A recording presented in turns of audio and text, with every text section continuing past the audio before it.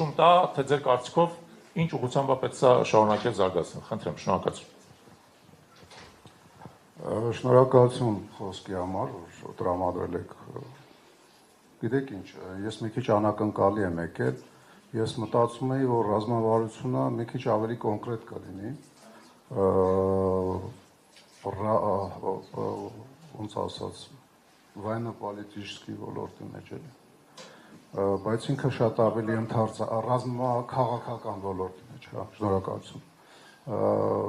բայց ինքը շատ ավելի բազմաբովանդակա, շատ ավելի լայն է, ու ինչ որտեղ այն շրջանակներից, որ ես պատկերացնում էի, Երևակայի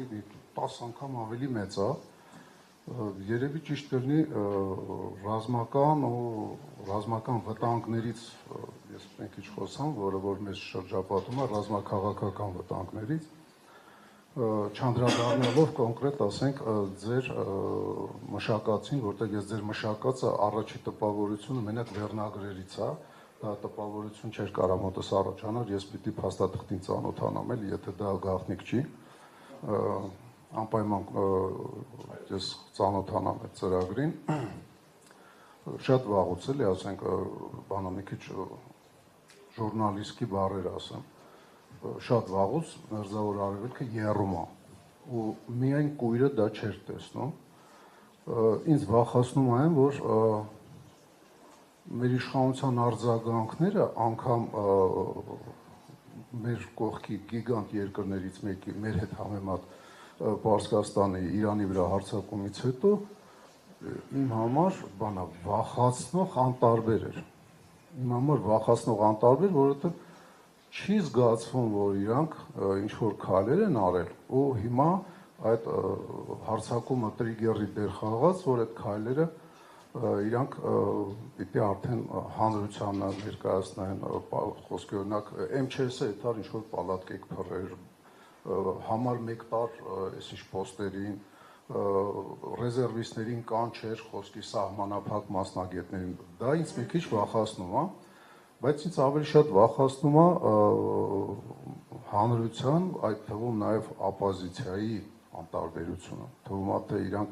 անտարբեր չեն, բայց իրականում անտարբեր են, նայեք,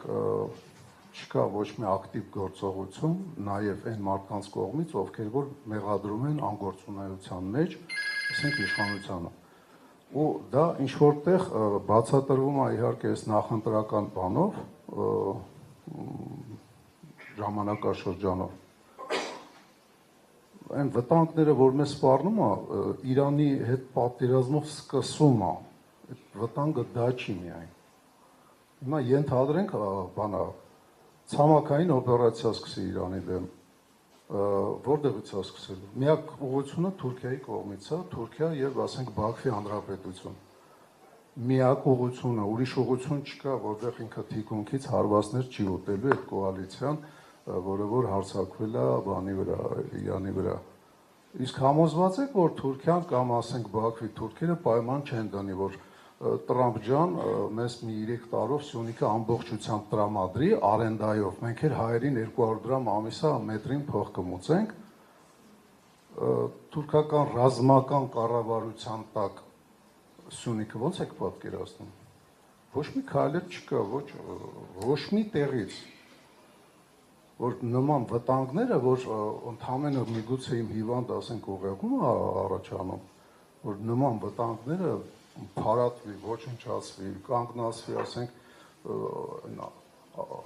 նոր ուրվագծվելու պահին, որը շատ ավելի հեշտ է, քան երբ որ միսու արուն ստանա։ Ինձ այդ ամեն ինչը անհանգստացնում է,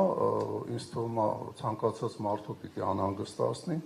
որը որ այդ վտանգներին մի քիչ ավելի պարզ է նայում։ Ես սովորել եմ դեռևս 18 տարեկանից, երբ որ ժամկետային զինծառայության են, մեզ սովորացնում են, եթե քեզ մի բան վախացնում է, գնալ այդ ուղղության, դրա ուղղության վրա։ Դա ամենաապահով ձևն է, որտեղ վախացնում է քեզ են, ինչը դու չես տեսնում, ինչից ասենք անտեղյակ ես։ Մենք պիտի այդ ուղղությամբ գնանք, իսկ մենք այդ ուղղությամբ չենք գնում։ Շատ լավ, ես մի կարճ արձագանք, իդեպ ասեմ ձեզ, որ ձեր նշած վտանգը չափից դուրս իրատեսական է, դա բնավ որևէ հիվանդ ուղեղի ծնունդ չի, ընդհակառակ երբ որ դու նայում ես քարտեզին, հասկանում ես, որ Թուրքիան եւ Ադրբեջանը եթե ներքաշվեն այս հակամարտության մեջ, հստակ պայման են դնելու իրանց միջև ցամաքային կապ ապահովելու եւ